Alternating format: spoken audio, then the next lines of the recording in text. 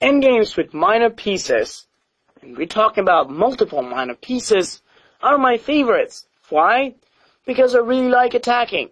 And these endgames, together with the endgames when there are queens on the board, naturally queen endgames, are usually do abound of tactical opportunities.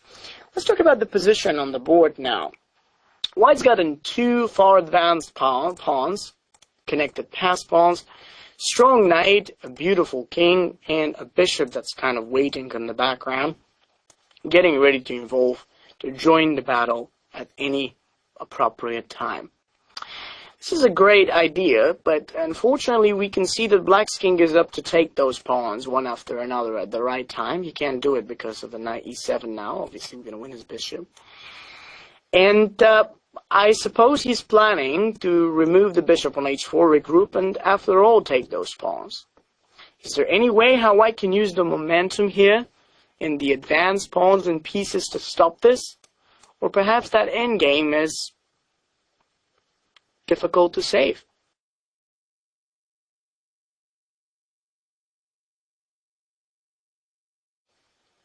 Of course, there is a solution to the problem, and that's bishop g5.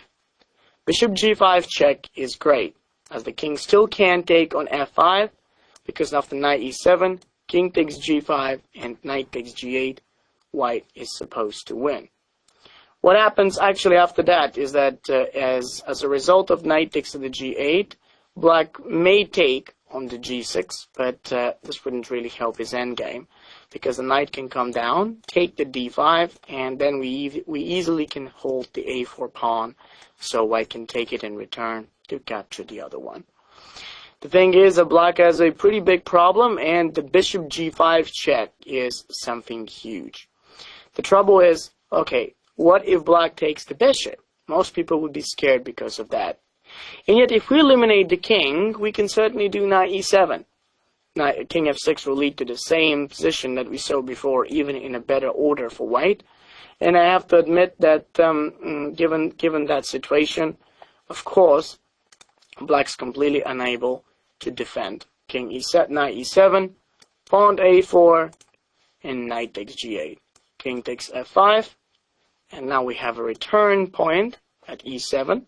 From where, essentially, after knight e7 and knight takes d5, we're just in perfect condition to hold these two pawns and collect them one after another. The beauty of this example is really the move of bishop g5, and often a move like that can be found if you really pause and consider different candidates. Even if there are some impossible move candidates, as long as they're forcing and more immediate, you can include them in the list. If you think about a few different move candidates, that's how you make sure that you don't miss the possibility to even consider bishop g5. If you consider it once, I believe you'll easily find the follow-up. The problem of most players is that they don't even see or consider those moves. That's why you need the candidate moves list at any critical point or where you believe that tactics should exist.